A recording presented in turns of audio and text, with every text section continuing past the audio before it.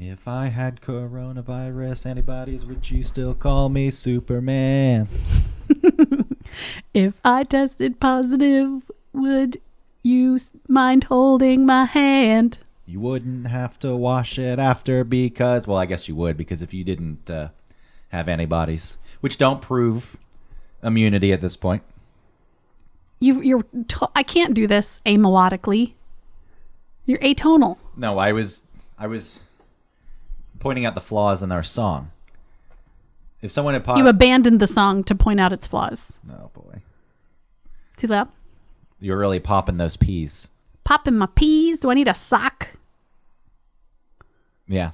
Do you have a sock to put over your microphone? I do. No, it's probably fine. Okay. No, it doesn't matter anyway because we're also doing a Where's the Worst Band in the World Live? Where? 3 Doors Down. Hey! Song. So remember when that came out, that song, everyone loved it. That was one of those cross radio Which one was that? songs. Was that I'm on the outside? Wait, no, that's...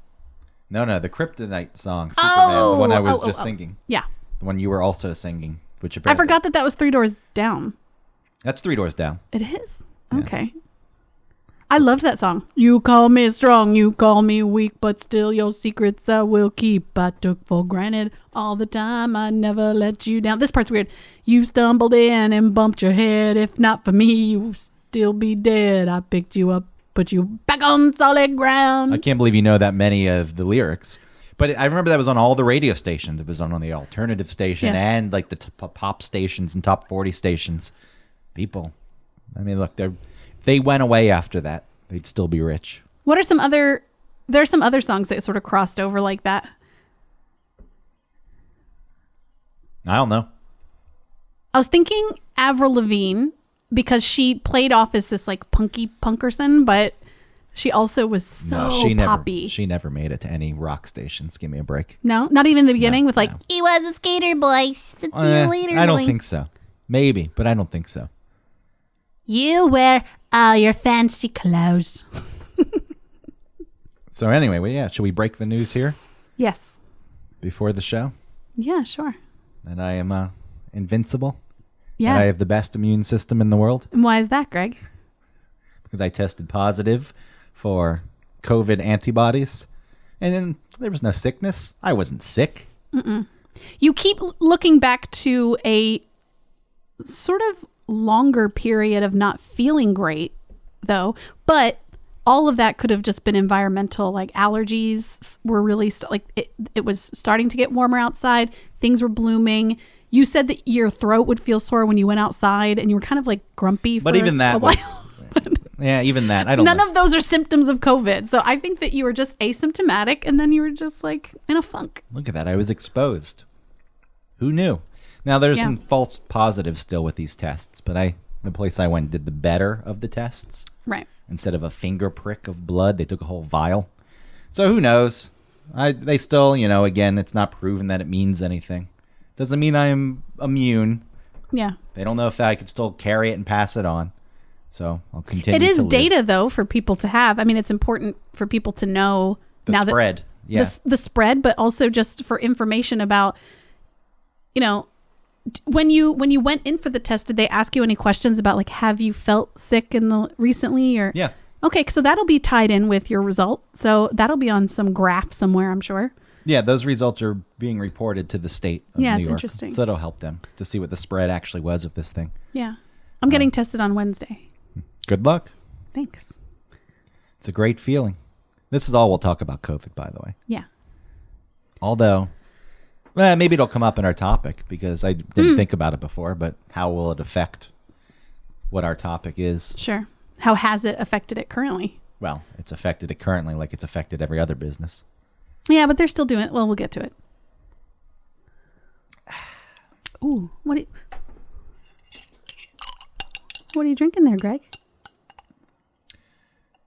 Bottle of white. Nope. Nope. Bottle of red. Perhaps a bottle of rosé instead. Yeah, rosé. What a pussy. Look, I liked rosé for years, and then it became popular 4 years ago. Rosé all day. Which is a real shame. Rosé Friday. I knew a guy who lived in London, and he was getting public assistance. And anytime he would get money, and this is why people think that public assistance shouldn't exist. I don't know his circumstances. I don't know how he was getting it. But he would just go buy hot dogs and white wine. I wonder if he's still alive. I guess if your brain is soaked in white wine, hot dogs seem like a great idea. I guess. Wonder what he's doing these days. I mean, either it's stayed the same or it's gotten worse. Maybe that's a pretty negative thing. Maybe he's gotten better. I think he was also feeling a bit depressed because he would just stay on the couch. So, hot dogs. So maybe whatever the reason, maybe the public assistance made him depressed. He was in a position where he had to get it. And then he started eating the hot dogs and drinking the white wine nonstop, so he got stuck in a cycle. Isn't it weird that I'll eat a hot dog, but I turn my nose up at Spam or even like bologna? Well, I think bologna and hot dogs are pretty much the same thing. No, they can't be. Yeah, they're pretty close. So if I cut a hot dog lengthwise and then like cut the round side, right? Okay, so I've cut it lengthwise, so there's one flat side, and then the round side still, like I've cut that flat, and if I put a bunch of those together, I could make it would taste like bologna, you think? Like, could you put a cube of a hot dog in front of me and a cube of a piece of bologna in front of me, and you wouldn't be able to tell the difference? You need to pound out the hot dog like a schnitzel. Okay. Would you have to do that with the bologna too? No, it's already flat. I know, but texturally, and you would maybe know that, oh, this is the bologna because it's flat like a bologna, and this is weird mushed up mush, and you told me that's what you were going to do with the hot dog? I'll try it with your kids. Okay. But then I'd have to buy bologna. They'll probably love it. They probably would. Fried bologna sandwich. I loved it. My dad would make a fried egg and a fried bologna. It was like mayonnaise. It was so gross, but it was so good. That same adult who I went over to see a friend of mine, he made fun of me for having allergies, and I brought over a fried bologna and egg sandwich, and he made fun of me for that. He was a real dick. He probably was like 31. Wait, so what happened? I went over to my friend's house. She lived up the hill from me, and the dad, I was having allergies, and he was like, "What's wrong with you?" And I was like, "I have allergies," and he called me a dork. And then I had this fried egg and bologna sandwich with me, and he thought that was really gross. And so he really made me feel like... How old were you? I was... When was that? I feel like it was middle school. Okay. Yeah. So around the same time you had the 31-year-old boyfriend. So you were dating someone who was the same age as your friend's dad. Maybe I confused him with my actual boyfriend. I just remember some jerk talking to me. Yeah, that's a weird thing to do as an adult. I'm just kidding. That part didn't happen. It was not. First of all, I was not in middle school when I never had a 31-year-old boyfriend. Wait, Tim Andrews was older. That was much later. That was my adulthood. Yeah, I don't know. What are you then? 20 years old? Yeah, and he was 32. That's fine. 33. That's fine. You're of legal age. Yes. I just don't like this thing that we're like the show. The Von Hissler Doctrine really pushes it, and so do you, that people are going to think that I was like some child bride or something. I mean, what's the effect, the Mandela effect? Yeah. There's, for some reason in my mind, I remember this guy being that much older than you when he wasn't. When we first met. It was just a big age difference when you're 15 and 17. I don't know where it came from, but it exists in my brain as truth. Okay. And, it can live there as truth. That's fine. Yeah, I was going to say mayonnaise on egg. It's like cannibalism. Oh, because it's full of eggs. Yeah. Cannibalism? I don't think it's cannibalism. Well, you're not me. If you had a chicken eat mayonnaise, then that's kind of cannibalism. Same thing if you feed eggs to your chickens. Yeah, I mean, I understand cannibalism is the eating, but I was... If you eat two meats from this, or two proteins that are from the same animal, there is no cannibalism happening. All right, fine. You shot holes in that. Okay, let's start.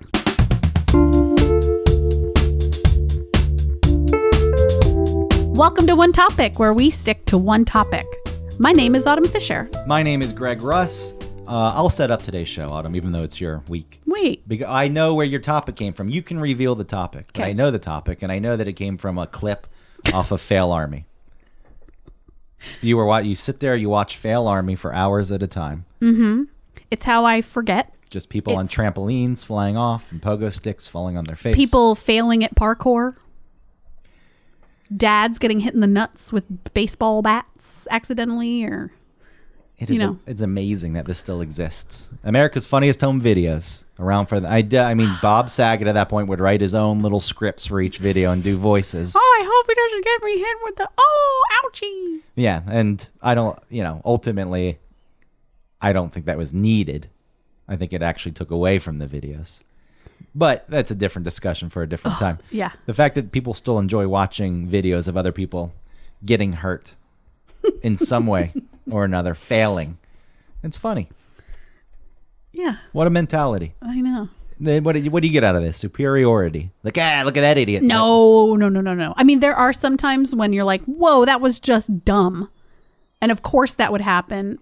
And why didn't you know that was going to happen? And then there are other times where it was, just an accident. It's kind of funny. Okay, so you saw a video of someone on a Well, I was struggling with a topic. I mean, we came up with this topic. I mean... What? No. That's... You saw someone on a pole. All right. Saying I didn't have a good topic. I wanted it to be fun.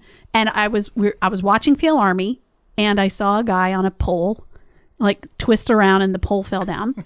And so I said, strippers. Let's talk about strippers. That's the topic, strippers. Strippers? I thought it was strip clubs. Oh, strip clubs. Whatever. Oh, boy. I prepared for strip clubs, much different than strippers. Oh, I wrote down strippers. Because I wrote down strip clubs. All right. Well, it's the strip community. Because I'm not in any position to speak on strippers. I also have nothing against strippers. So that would kill my whole commentary on the topic. All right. I don't know. Those are people making choices in their own lives. If you're they can do whatever talking- they want. Strip clubs, though, it opens up a whole other door, so I can talk about the creep ball guys who go in there and... I think we're talking about strip clubs, strippers. How about stripping? Just strip clubs. No, that's because you wrote down strip clubs. It could be the combination of both of our ideas is stripping. Okay. Right? Does that leak out into strip poker? No, that's a totally different thing. Well, that's stripping. No, people aren't making money so that they can strip. You know what I mean? Like, you're not paying someone to take their clothes off. You're betting so that you won't have to take your clothes off. Okay. So that's different. So that's out. Yep, that's out. Professional stripping. Yes. All right. Yeah, not like we're trying to spice up our, 30-year marriage, so I'm going to strip for you. I'm not talking about that. Does that spice things up? I feel like that's a thing people do. I'm gonna take a pole dancing class and I'm gonna show my husband. Which is the completely wrong reason to take a pole dancing class. You would take a pole dancing class because you're interested in pole dancing. Not for a man's pleasure. I mean, I guess if that's what you wanted to do, but the idea is, I don't know, what would he like? Which, okay, sometimes thinking of the other person is a nice thing to do. I guess the problem I have with this idea is you're married to a person who's going to like you better because you can now dance on a pole. Yeah. Oh, Sheila, I didn't want to fuck you, but now you're dancing for me, so I'm into it. Yeah. Who am I to pass judgment? Sure. I think it would just be easy for me. It's like, oh no, we've lost the spark. Mm-hmm. And if the other person just got naked, like, oh, wow, you're naked. Look at that. I'm ready to go. That would be it? Yeah, but I think that's when the spark is there. If the spark's gone, maybe you don't. You're like, meh, I've seen you naked a billion times now, so. I'm easy. Okay. But sure, if you're not liking the person and you're not attracted to them, it doesn't matter. It's like, look at that body. You're like, ugh, that body again. Yeah. It's different than when I first met it. So then what are you doing with the strip pole at that point? You're trying... Oh, it's for I'm getting to know my own body. That's fine if that was the real case. If My someone wanted to body get is their own... bigger than it has been before because I've been married 30 years and I'm 55 years old. All I think is the guy, I'm going to do this, then he'll be able to fantasize that I'm someone that I haven't ever been, a person who can strip on a strip pole. That is a weird thing, right? Because when people do that kind of stuff, it is usually about like, we don't know each other. You know what I mean? Like, we'll meet at a bar and pretend that we're strangers, and then we'll have sex, and then it's like, good, we don't want to actually know each other. We're going to totally skip the like why the intimacy has gone. We're just going to go straight to like, let's pretend we don't know each other. Yeah, because that's the only way we can get into it. That's when the intimacy doesn't exist, when you first meet someone and you can just hook up with them because you're attracted to each other. Yeah. And, most of the times in these conversations anyway, maybe you've noticed, I always blame the dudes. It's always something wrong with the dudes. Yeah. And it's like, I understand a woman could go take these strip classes because she wanted to, and great. But if it's for a guy who treats her like crap. Well, maybe he doesn't treat her like... You don't always have to think that he does. He sits there and he ignores her. And he talks to his buddies about how he can't stand her. She's always bitching about doing the dishes. He refers to her as the ball and chain. The old ball and chain. He's excited when she goes out of town for some reason, or when he gets to go out of town and escape. Yeah. No. She's either she's the old lady, old lady. Yeah. The old lady says, I can't go out tonight, boys. Yeah. Escaping I can understand with the kids. Yeah. Everything I say applies to kids. So you're going to complain about your life and you want to be excited you got a work trip. Kids, sure, of course. Yeah, you need a break. Everybody needs a break. Thank God. Getting away from them. Okay, so strippers and strip clubs. Yes, strippers and strip clubs. I enjoy going to a strip club. Then we want to start there? Let me put mine on the table. I do not enjoy going to a strip club. I enjoy it only, on the rare occasion that I would go. I haven't been to a strip club in, I don't know, a really, really, really long time. When was the last time? Oh, okay. So I think maybe like 12 years ago, maybe I went to Swinging Richards. Yeah. And that was interesting. So Swinging Richards, for people who don't know, is a male strip club, but it's a gay male strip club. It's not the kind of male strip club that's for ladies. It's for gay men. They show gay porn on the screens behind the bar. They have a heavy, heavy pour there. You get fucking drunk there on accident. It's a problem. But a lot of the strippers that work there are straight, and like their girlfriends hang out and watch them, and they go kiss them in between like dances and stuff. It's really weird. And the way that they strip is very unique also. They do a lot of like wagging that is not... Oh, and they can't get hard. They have to stay flaccid. It's like the law. What happens if you do get hard? I guess they have to Get off the excuse stage? themselves. Yeah. I mean, that's a tough thing. I guess if they're straight, maybe there's nothing there that's arousing them. Yeah, I guess. But if you're a stripper, I would think that being the stripper, okay, it's just another job. So maybe that's where those people are, right? There's something alluring about it to be a stripper, and that's why people do it, not just for the money, but you have to have another reason. Like, I couldn't be a stripper because I wouldn't feel okay turning other guys on and then like them kind of touching me, or like me having to like rub up on them with my butt and stuff. Like, that feels crazy to do. So it's interesting the people that feel like, yeah, I totally see myself doing that for money. That's no problemo. And then so that makes me think that there must be some sort of like allure to it. Is it that they're just not extra the other part of the voyeur? When people want to have sex outdoors and like be seen, what is that called? It's not extroverts, it's something X, isn't it? Look it up. You've really set... I'm sorry. Hold it's on. all right. I feel bad that I don't know. I'm only shutting down. I'm like, I don't know. Because I feel like an idiot. I should have known that. I know what you're saying. Yeah. The term okay. is just escaping my mind. I know you're going to jump in here, so I don't want to start a point. Because then you're going to... Oh, here it is. Yeah, sure. Do.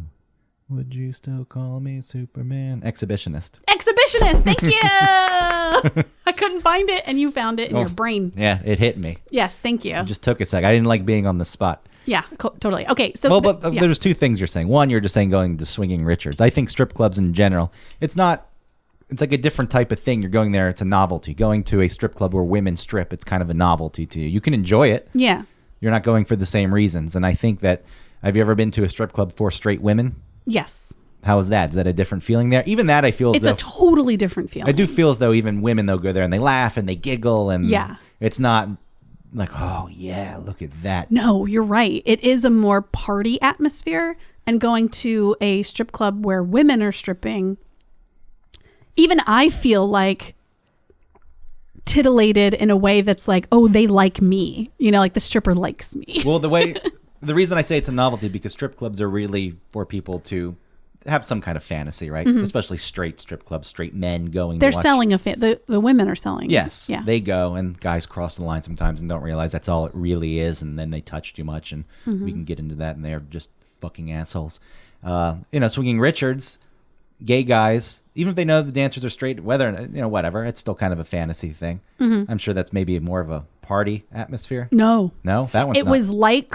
Well, so first of all, they don't allow bachelorette parties anymore because straight women were going there. Yeah, as ruining it. Whatever the atmosphere there is, they come in. They got my penis balloon and my glowing penis necklace. And so many bachelorette parties feel so entitled to everything. It's like, this is my thing. Like, this is my night. And it's nobody else's night. It's mine. And so, yeah, they are sillier. And there are dudes at this Swinging Richards that are like trying to treat it, which okay, this is weird, right? We're calling, all of a sudden the gay male at the gay male strip club is now in some sort of dignified position where they shouldn't be messed with. This is their area. But then the males going to the female strip club are like douchebag, like dirty, crossing the line.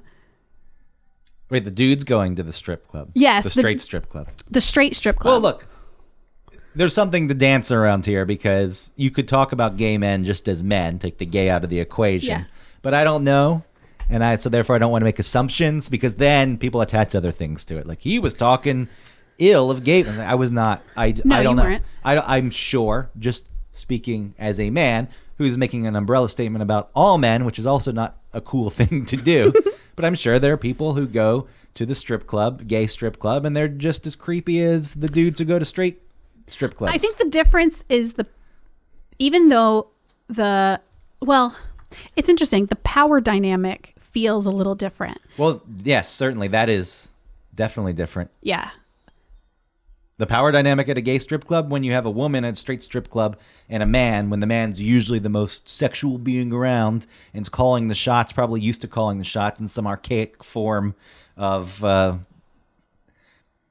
don't know the term I'm looking for is... Exhibitionist. Exhibitionism. Dominance. Okay. I think. What the term I can't find is traditionally sex was, we're going to have sex when the man wants to have sex. Mm-hmm. And he doesn't want to have sex, we won't. But he wants to have sex, then we have to. And it's kind of that thing. And so I feel like hopefully things are changing on that front. But guys probably go into a strip club and that dynamic exists in their heads. It's not like they can play it out at the strip club. Whereas when there's two men at a gay strip club, right, which is something I can't speak to, I don't know, but I do assume that it's a different dynamic. I think, though, the fantasy that the female stripper is selling to a man, a straight man, is that the straight man is in control, when really the female stripper is actually in control. Oh, certainly. That's why. So that's like the biggest part of the fantasy. It's right out in the open. That is the dynamic, is the woman has all the control in a strip club setting. Yeah. But the dude is fooled into thinking, I have control. I have the money. I could get her to do things that I would want her to do with my money. And right. No, it's only going to go so far. She's only doing whatever she wants. And that proves my point. Yeah. These guys are stupid. I know, but there is something that's exciting about being there. Like I think going and enjoying it for what it is fine, and being respectful. Like I am not down on strip clubs existing. I am not down on strippers. The reason that I don't like going to strip clubs is because I don't like the feel of being in, and this is partly in my own head, but the feel of being in a crowd of a bunch of guys, many of whom are acting very creepy or acting as if they are owed something. Right. And I don't want to be mistaken for one of them, and I don't like being around them. No, that makes sense. And that's the reason. In theory, I have no problem with it. Right. It's fine that they exist. It's just that, watching the guy dangle a dollar bill and then pull it away and then put it back out and bend over and come on. Yeah, stop that. Don't do that. So that's the only reason, I'm not a big fan of strip clubs, but I want to clear that up. Yeah. I'm not down on the women, the owners sometimes. I think there's a whole dynamic there where the owners, again. Yeah, I don't know. Who knows? I don't know the inner workings. Hopefully there's like that. nice owners these days, but I feel like traditionally in the past, sometimes the owners were assholes, and they usually a man who treated everyone like crap. Yeah. Well, if I know anything from Showgirls, then the owner of the strip club's a real jerk, but kind of like a father figure. So yeah, he's there. Yeah. And then he hires a house mom. Yeah. That's that lady someone. shows her boobs. Yeah. Well, a house mom is someone who controls the dressing room in the back. They have to tip them. I think that they have to tip out the house mom. Good. What's she doing, really? She's helping them get ready. What do they need help Sometimes with? it's a gay man. I read that too. I don't know if it's ever a straight man. Probably not, because he No. probably couldn't do his job. No, he's not going to cut tampon strings off of strippers for them. I'm just thinking, people listening, it's like, does he hate himself? He's a man. It's like, sometimes, you know what? There is a difficulty in being a man, knowing how a lot of men traditionally act. Yes, sometimes it is difficult, and I don't like the fact. Listen, during a lot of the racial stuff that was really coming up, I think like 3 or 4 years ago, there was like a lot of racist stuff, right? Like with the hands up, don't shoot, and the protests and people stopping traffic and stuff. And I lived in a very black community at the time, and I felt like kind of weird about being white. I was like, do people see me and think that I'm a white girl and that I'm, I don't know, privileged, or that I am friendly to your face, but secretly I don't like you because you're black and I'm white? Well, hopefully not. Hopefully not. People understand that people shouldn't be lumped together. Yeah. What I'm Well, like saying, our though, when I lump all men together, that's like saying that you as a woman look at men across the board exactly the same, which I know that you probably don't. You understand there are nuances, there are different types of guys, things like that. So hopefully people of color, when something like that's happening, look at white people and don't say they're all pieces of shit. Yeah. But being the person who is in the group where the behavior is happening, you don't like the behavior. Yeah. Yeah. That's one thing, white guilt. You don't get too deep into it, but that exists. Like, people will carry that. And like, I'm one of the good ones. I'm one of the good ones. But then even that is... But it's like, I don't know if you need to prove that. Hopefully, But even that is saying, like, all black people think the same. Like, and I need to prove to everyone that I'm not this. It's like... You're also making it about yourself at that point. Yeah. Me, I'm not, no. Shut up. Like, no one cares about you. It's not about you. So anyway. Yeah. I enjoy going, I think, sometimes almost like a man, where I sometimes do feel like not like I have a chance with this person or anything, but I do like the idea that I am a woman and that they see a lot of dudes there and they feel a little bit safer, like going a little bit farther with me. And so that feels very like exciting, to be around. It almost feels a little bit like gambling, when it's just exciting to like keep winning, and you sort of chase that feeling a little bit. And I think sometimes when I'm at the strip club, especially, you're getting drunk. So, you're drinking while you're there. Do you feel entitled to touch more? I feel not entitled, but allowed. Reading the room, like reading a situation, it does seem like I could do a little more touching. And the rules still apply to you. You're not supposed to touch, but I think you probably could get away with more because, yeah. again, more than likely, It's like, I'll let her touch, and it's just kind of fun. It's not going to progress into anything Yeah. that's crossing a line. I'm not going to, because I can't physically dominate them at any point, so if anything, they have the things to back themselves up. And I'm a smaller human, and just in general, I don't think I'm very threatening. So I think that in that respect, I do get a little bit more leeway. Like I said, I haven't been to a strip club in so long. Like the last one, like I said, was a gay male strip club, but then the one before that was a regular straight strip club. And then for my friend's bachelorette party, we did go to a place that had both. It was like a straight strip club on one side. I'm sorry, not straight. It was a ladies are stripping on one side and guys are stripping on the other. And they're for like, men go over here to the ladies typically, and women go over here for like the kasha of this like ridiculous, like, woo, talk things. Guys in tiny little things flipping their flopping around. I was much more interested in what was happening with the ladies side.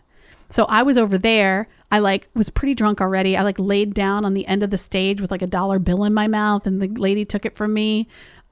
This lady was she was giving a lap dance to someone, and I reached over and pulled her string of her top off. Yeah, and the people I was with were like, oh, and I was like, what? And she laughed. She was fine with it. You're just like, that is a nice atmosphere. It sounds like, yeah, just to have fun. Yeah. And I feel like strip clubs where men are stripping, for women, the atmosphere is kind of like that, where the women, it's strange that the dynamic still exists where you're talking about physically. That's just the thing. Even though the stripper, I guess because the physical strength of men, usually more so than women, so therefore they could dominate if they wanted. And we already established that the stripper is actually in the position of power, even in a strip club where there's women stripping for men. Right. So you give the power to the stripper in the female strip club to the man stripper. Wait, and he's also a man. Say that again? Well, the guy stripping in a in a strip club where women go. Right. He's now in the position of power, which we establish goes with the stripper. Right. So, but that does seem like maybe it's not exactly the same there. Like maybe women do have more power in the male stripping strip club. Maybe. There's just a lot of them, like ants at that point. So, there's enough. Yeah. I wasn't expecting to talk about the power dynamics with the. Well, that's all right. But I do know this theory about it's interesting, the difference between a female stripper and a male stripper, where male strippers always have to have like a job. So they come out as like a fireman, a policeman. They always have a job, a construction worker. But women are just strippers. They're showing you that's their job. They don't come out as anything else. Is that part of the fantasy that there's a balance to everything. Mm-hmm. And women don't want to be they want to be safely dominated. Yeah. Respected within it. Mm-hmm. Like, oh, he's thinking about me too, but you want the guy to take control. So these are jobs like fireman. That's a strong man. Yes. Policeman. There's power that comes along with that job. Yeah. Construction worker, physically strong, can fix things probably around my house. Yeah, so it's tapping in more into. Listen, that thing I talk about, Fred Blankenship from WSB TV. He's very tall. He's very friendly, but he's tall and he's kind of like a bigger person. And so my fantasy with him is just for him to pick me up. Yeah, just to feel small and light in his arms, not like you pick a damsel up, but just from under my armpit, just woo. So again, a strip club being a fantasy place. Yeah. Women's fantasy isn't just to see a naked dude. No, and especially they do so many tricks. They're always taking a woman and then flipping her around and then pounding her in a weird way, and all her girlfriends woo, freaking out. Yeah, from what I've seen, that's somewhat playful though. Yeah. What I've seen in Magic Mike. Which I love. I haven't seen Magic Mike yet. I love that movie. It's just a nice, charming movie. Do they play Pony? Your honey, let's do That's a good question. Possibly. I can't remember now. But anyway, so I'm basing my understanding of the way these things work. Yeah. From that movie.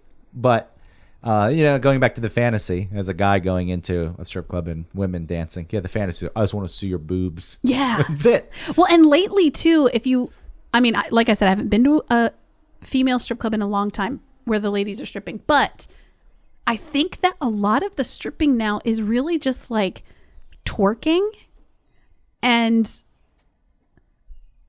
pole tricks. And a lot of the women are really strong. They're like, you get super strong twerking probably, right? That's like you're using some abdominal muscles, and then to pull yourself up on that pole and do all those tricks. That to me doesn't feel as sexy, especially twerking. I really think that twerking is interesting to look at, but it in no way makes me think of like, that's hot. I agree with you on that, but obviously there's appeal. I don't know what the appeal is. It's little flashes of butthole. I want to get in there. And, yeah. I can't. And like you see in porn sometimes where people are like twerking on a penis or something, like when they're having sex, and it's like, is this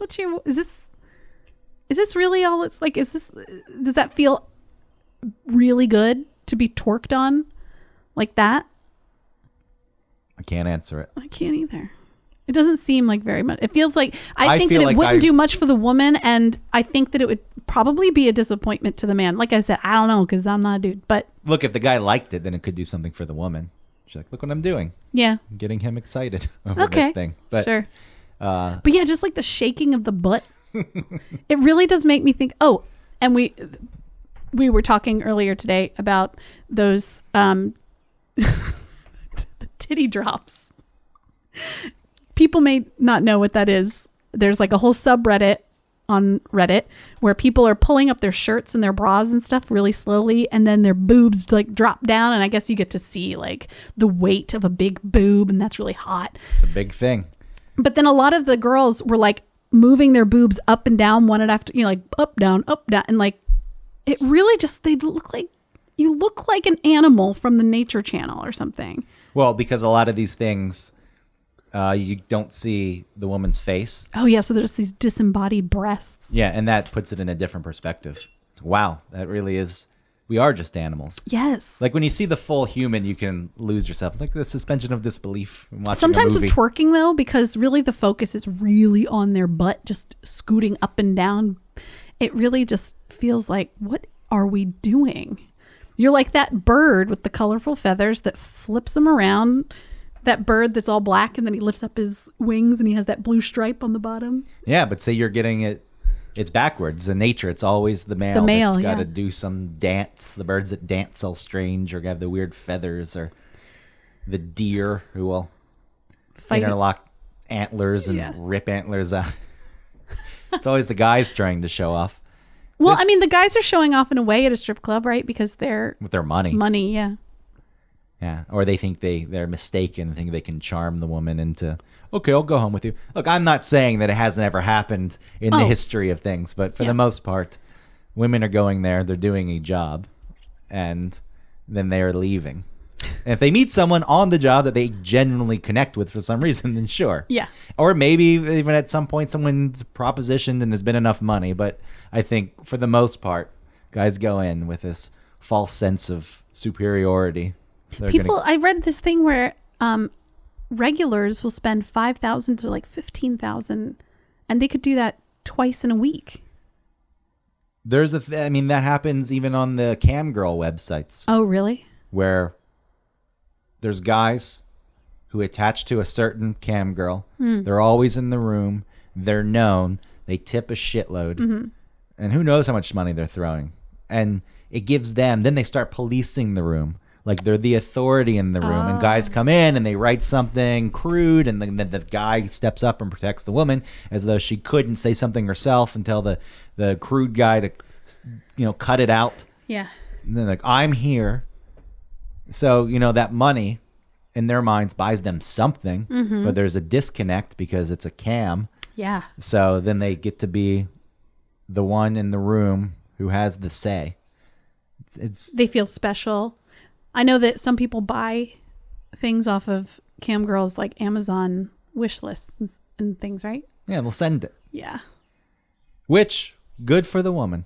Sure. And look, it's there. I have people who can make their own decisions.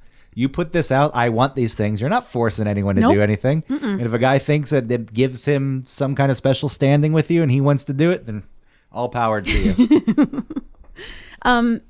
And I think that you said that there's a uptick in cam girls because of COVID. New cam girls. And probably people watching too. Sure. But I read an article that there's a lot of new cam girls out there. Yeah. Because look, people lost their jobs. And even if they didn't, people are stuck inside. Mm-hmm. It's like, what can I do? And I can get some money. But yeah, you still have to be. What do you have to do? Just whatever they want? Or like whatever you say you'll do? What do you mean? Like if you're a cam, like look, if I wanted to get on my computer and be a cam girl, what do you have to promise to do? Nothing. You said it. They tend to set their own things. I clicked on one and this girl was napping. She was just sleeping. Yeah, that's the thing. You get to do what you want. But does she make money doing that? Maybe she does. Maybe she doesn't. I don't know if that works. It doesn't seem like that would work. But a lot of the times it's your room. You're the one in control. And you said it. Like, hey, if I get this many tokens, I'll do this. If we get to this amount. Part of me would hope, like, I hope I don't get any tokens. Because I don't want to do the thing. Well, then that's why you're not doing it. Yeah.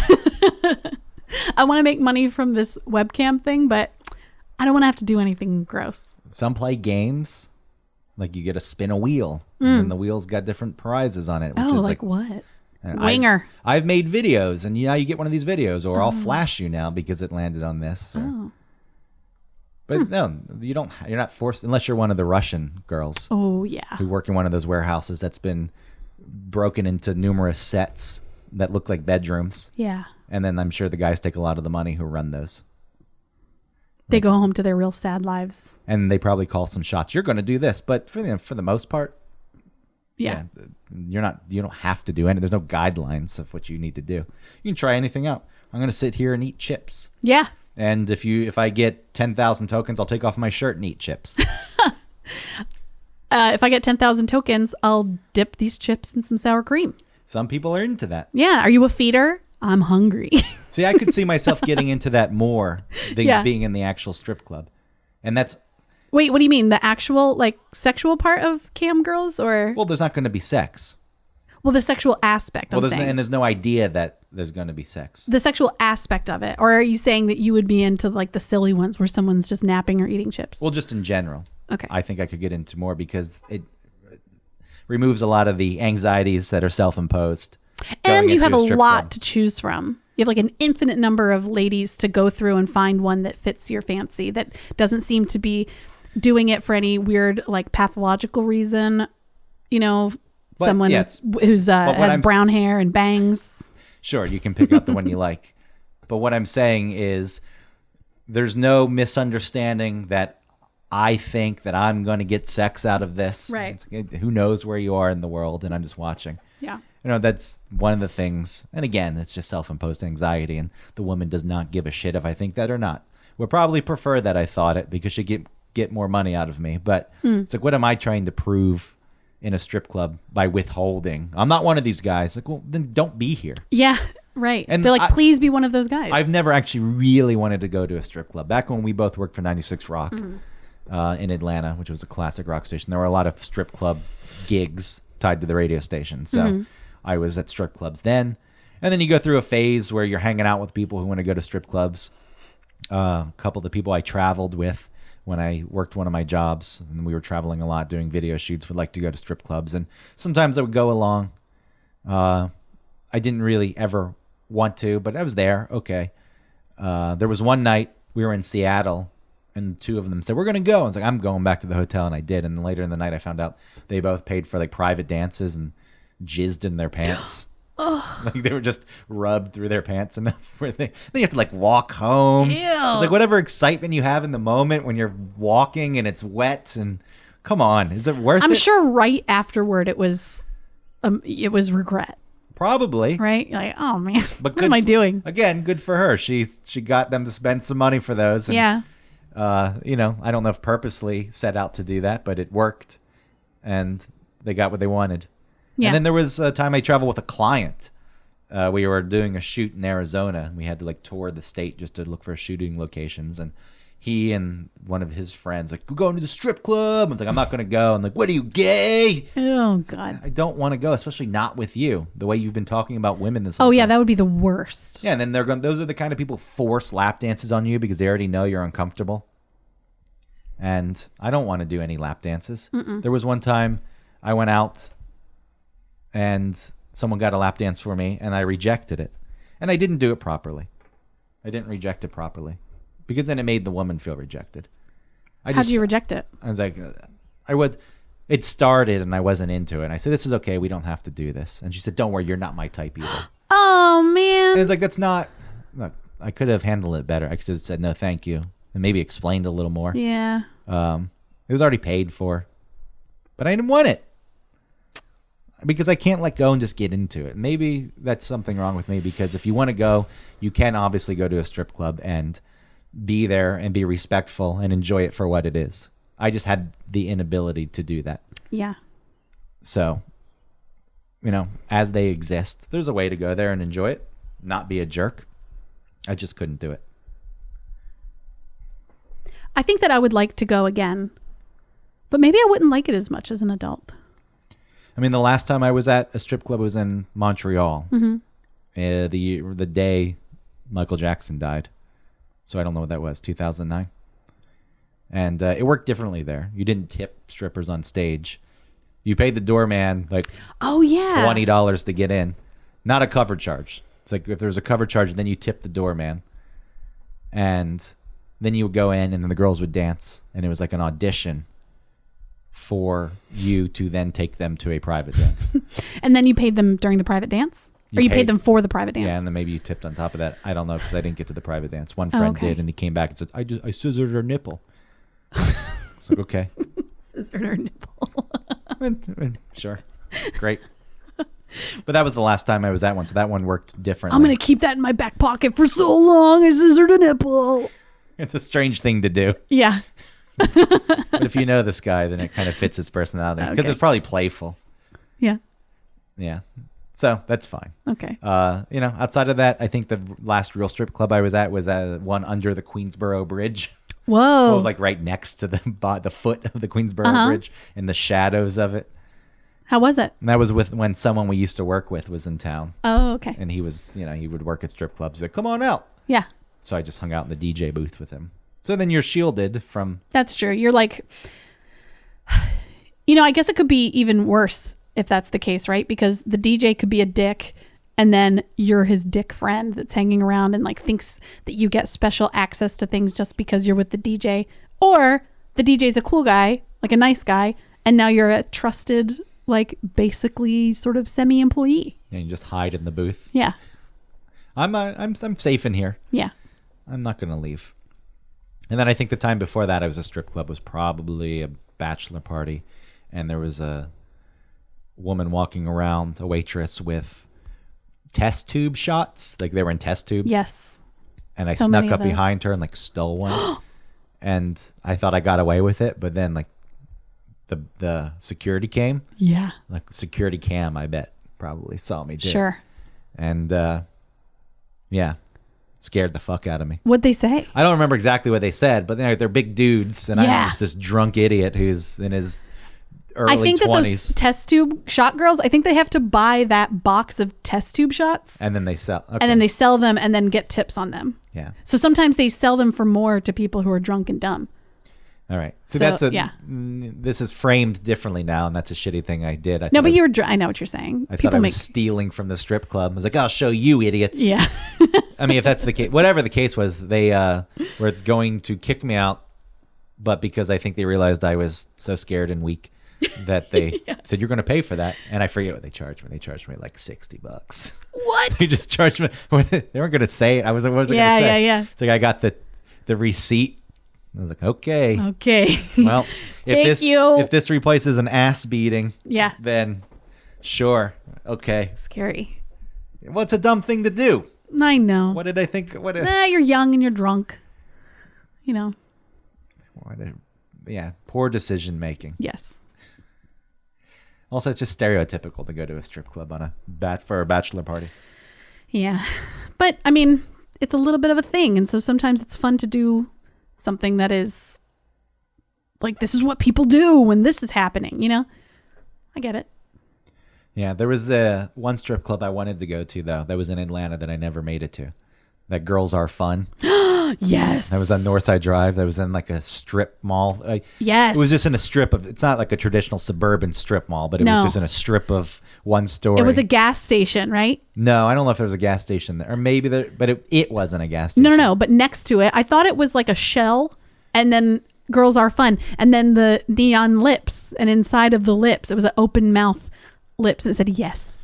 Yeah, I was just curious. Me too. You know, going to bars, that's something that I'm interested in, is dive bars. I like going to places like, all right, this place just exists as it is. It's not trying to be anything else, unless it's a new bar that's trying to be a dive bar. But you know what I'm saying. Yes. There's something authentic about it. It's like, oh, going, but I had no clue. Yeah, who knows what's going on in there? I don't even know if it was a strip club. It could have been just like one of those weird Jack Shack things. Well, that's one of the things. You go in, it's something that you think it's something that it's not. Yeah. It's like there were bodegas I went to in New York. And when I first moved there, a lot of these have been cleaned out. But they barely had any things on the shelves. Mm-hmm. And like, well, okay, I'm just here to get like a seltzer. What's going on? You realize that it's a front for something. They're selling. A lot of them used to sell drugs. Yeah. You go in there, get your drugs from that bodega, you know. There was a place in Laurel that was a liquor store. And it had just nothing, just empty shelves, like little bits of stock. And then the air conditioning wasn't on. It was really hot in there. And I was like, this has to be something else. What is happening here? Yeah. What is this You place? never know. Or, you know, one of those places had people playing dominoes in the back, which, who knows? Mm-hmm. But it wasn't like, that wasn't hidden. So I don't know if it was an illegal dominoes gambling ring or what. Maybe it turns into like a cockfighting thing at midnight. Who knows? But Girls Are Fun. You can't peek in and see what's actually going on. And I actually wish I'd done it, because remember the Claremont Lounge, when it was actually the Claremont Lounge? It's still the Claremont Lounge, but you know, it gained such notoriety and it became a destination. And then the people who came in from out of town had to go to the Claremont Lounge. Mm-hmm. Whatever it was, I'm sure it's still a shithole, but now it's just a shithole because it's expected to be a shithole. Right. It was a shithole. Like, look at us, we're a shithole. Yeah, it was a shithole before because it was just an actual shithole. Mm-hmm. And while they may not have changed consciously, something changes in that process. And it's not the same place. Right. And I don't even know if the first time I ever went in 2002, I don't know what it was of that. Was it still authentic then, or was it already starting to change? Maybe it already wasn't. Yeah, maybe the old timers there would say it had already changed. Sure, and it probably had, but it was still a place that... It's like Northside Tavern. Yeah, and the Claremont Lounge, I guess, for anyone who doesn't know, it was the Claremont Hotel on Ponce in Atlanta. Had a strip club in the basement, but it wasn't really... It was like a bar first, and then the strippers were behind the bar on a stage, so you didn't have direct access to them. And then they were older women, or not traditionally good-looking women. And, you know, there's something interesting about that. Yeah. But that's the way it actually existed. And maybe those women danced there because they wanted to dance. And, you know, a lot of strip clubs, you know, when you're hiring people, there's the level of superficiality that needs to go into it. Right. And maybe that's where they could dance. So they got a job there. It wasn't like, we're hiring you because... Well, I think it was classified as like where strippers go to die. Yeah. So when you can't work the mainstream clubs anymore, you still want to strip because maybe it's all you know, and so you can go to Claremont. And there was like a mother-daughter that worked there. I feel like Girls Are Fun could have been whatever Claremont became. Like it could have been the next. It's like, oh, look at this. But there are lots of places that are like creepy like that. That's, you know, down going up to like Lenox. Anyway, Georgia specific places. Are you talking about like Cheshire Bridge Road? Yes, Cheshire Bridge. Yeah. And they had that one strip club that had helicopters on some towers. I forget what that place was. There were 2 towers outside of the strip club, and then there were helicopters on top of it. Oh, yeah. There's a place now. I don't know if it still says this, but the sign said something about a jacuzzi. Look, there are certainly things to explore. Yeah. And again, I think there are places, I mean, all of them, you go and you just enjoy them for what they are and don't get out of line. There was the Gold Rush. I remember we went there for a promotion once with the radio station, and someone I went to high school with was stripping, and she like ran away when she saw me. Aww. Yeah. Did you see her later in the night? I'm not judging for any of that. No. Yeah, she came up and like, oh, sorry, I just didn't expect to see you. Yeah. And look, she was someone that everyone had wanted to see naked in high school. Oh, nice. And that was there. But it caught her off guard. Yeah, of course. I can understand that. It probably it brings you into a reality of like, this is someone who knew me before and now I'm a stripper. Yeah, and I do think that there's probably still judgment that's passed on strippers. Sure. So when there's someone that you know, who then also knows other people you know, and if you're scared they're going to pass judgment, and they tell everyone. But I didn't care. I'm not judging that stuff. Again, I'm just judging the dudes. Right. You're there to cast judgment on the dudes, not the ladies. Yeah, I should probably just stop casting judgment Maybe. all around. So, anyway, I still, even with this new outlook, I have no desire to really go to a strip club at this point. Okay. Maybe Noted. Maybe again one day I'll try it. But thanks for listening to One Topic. Like and subscribe, rate and review. Please check out hoffandpepper.com for some really great locally made in Chattanooga hot sauce. They need your business. You can go to hoffandpepper.com, use our code OneTopic15. They'll give you a free mini flask of hot sauce to send anywhere in the country for someone who you think would like it. So check them out. Do all those things. You can email us, I think. Instagram, everything. Get in touch with us. Tell us things. Okay, love you. Bye.